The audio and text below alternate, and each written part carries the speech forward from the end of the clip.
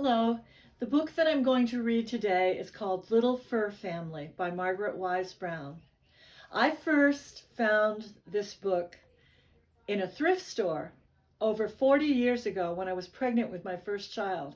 And that was my introduction to Margaret Wise Brown, who I've loved ever since.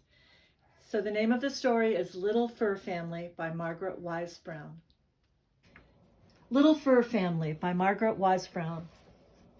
There was a little fur family, warm as toast, smaller than most, in little fur coats, and they lived in a warm wooden tree. The little fur father said good morning one day. He put on his hat and went away, out into the little fur world. The little fur mother bathed her fur child, and off he went to play in the wild wood where they lived. It was a wild, wild wood. Wildflowers grew over the ground, and wild winds blew through the air. Wild nuts fell from the wild nut trees, and wild grass tickled the fur child's nose, tickled his nose and made him sneeze. Kerchoo! Kerchoo! The sneeze woke up his grandpa, who lived in a hollow stump, and Grandpa came walking, thump, thump, thump, and walked out of his hollow stump and said, "Bless you, my little fur grandson, every time you sneeze." Kerchoo! "Bless you," said the little fur child. "Thank you," said Grandpa. The old grandpa went thump, thump, thump, and walked back into the hollow stump. And the little fur child went on through the dark and sunny woods till he came to a little river full of fish.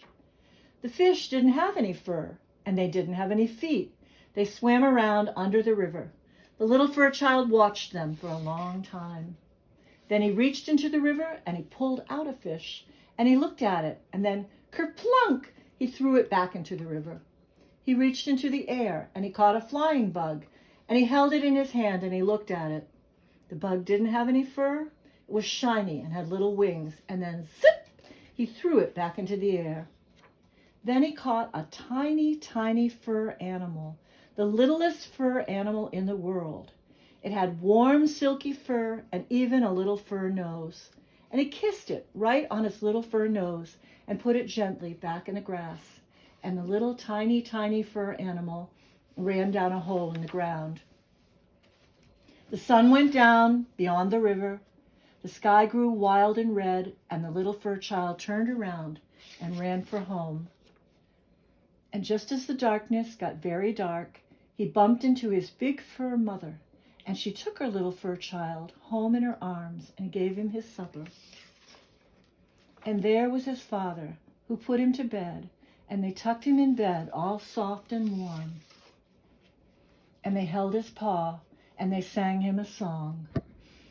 "Sleep, sleep, our little fur child, out of the windiness, out of the wild. Sleep warm in your fur all night long. In your little fur family, this is a song." And that's the story of the Little Fur Family. Bye-bye. See you again.